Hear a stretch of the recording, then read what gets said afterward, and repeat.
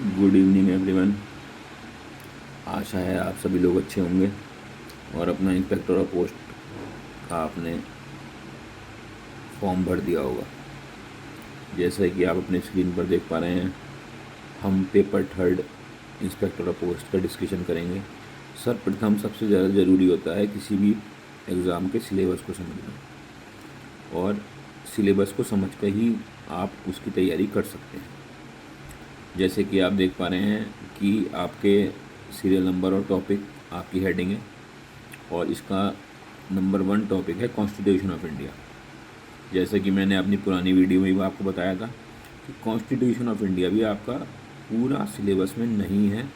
उसके आर्टिकल्स आपके ये चयनित कर दिए गए हैं जो आपके सिलेबस में हैं, अतः इन्हीं आर्टिकल्स को आपको पढ़ना है। और इसी प्रकार भारतीय नागरिक सुरक्षा संहिता 2023 BNSS 2023 ये भी पूरी तरह आपके सिलेबस में नहीं है। केवल सेक्शन 1, 2 एंड सेक्शन 84 ही आपके सिलेबस में है। यहाँ पर कई हमारे साथी थोड़े भयभीत हो जाते हैं कि पूरा कॉन्स्टिट्यूशन पढ़ेंगे, पूरा BNSS 2023 पढ़ेंगे, लेकिन इसमें भयभीत होने की कोई आवश्यकता नहीं है। ये पूरा हमारे सिलेबस में है ही नहीं, केवल कुछ आर्टिकल्स और कुछ सेक्शन ही हमारे सिलेबस में है, तो केवल उतना ही पढ़ना है। और CAT एक्ट 1985 ये पहले भी सिलेबस में था। रिवेन्यू रिकवरी एक्ट 1890 ये तो बहुत ही छोटा सा एक्ट है, मात्र 4 से 5 पेपर में पूरा एक्ट कवर हो जाता है। प्रिवेंशन ऑफ करप्शन एक्ट 1988 ये आपका, अगर आप देखेंगे तो AML-CFT 2002 उसमें भी आपको काफ़ी कुछ इसका मिल जाएगा। RTI एक्ट 2005, RTI रूल्स 2012 इसमें भी ज़्यादा कुछ नहीं है। केवल ये समझने का है कि RTI की फ़ीस कितनी होती है, RTI की कौन सी चीज़ें कितने समय के अंदर देनी होती हैं, कितनी पेनल्टी लग सकती है, ये RTI एक्ट में अक्सर पूछ लिया जाता है। मैनुअल और प्रोक्योरमेंट, इसमें आज से लगभग 2019 वाला पेपर जो हुआ था 2019 IB के एग्ज़ाम में, इसमें से प्रोक्योरमेंट में से काफ़ी क्वेश्चन पूछे गए थे, लेकिन उस समय ये नया टॉपिक था क्योंकि जब JM पोर्टल नया नया आया था। अब आपको मैनुअल और प्रोक्योरमेंट आपको गूगल पे इजीली अवेलेबल हो जाएंगे। आप उसको सर्च करें, गूगल से डाउनलोड करें और उसका इत्मीनान से आप अवलोकन करें, पढ़ें।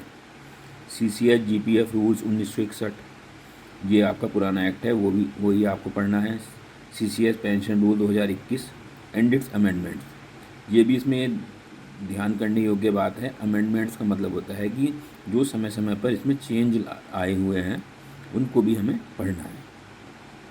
CCS कम्यूटेशन रूल्स ये 1981 के, ये भी पढ़ने हैं। सेक्सुअल हरासमेंट एक्ट 2013, NPS ये सब आपके सिलेबस में है, तो ये सब आपको एक बार ज़रूर पढ़ लेना चाहिए। और GFR का केवल चैप्टर नंबर 2 एंड 6 ही हमारे सिलेबस में है, तो केवल 2 ही चैप्टर हमें पढ़ने हैं। FRSR ये हमारे सिलेबस में है, ये पढ़ना है हमें। DOP रूल्स जो कैजुअल लेबर पे समय समय पर जारी हुए हैं।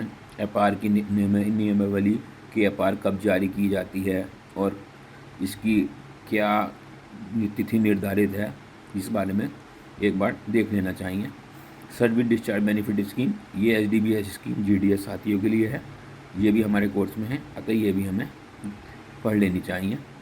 शेड्यूल ऑफ फाइनेंशियल पावर ये आपको स्वामी की एक बुक अवेलेबल हो जाएगी, उसमें आपको schedule of financial power easily मिल जाएगी। और इसके बाद आपका FHB वॉल्यूम 1 एंड वॉल्यूम 2 ये आपका स्वामी की आपको इजीली अवेलेबल हो जाएंगी।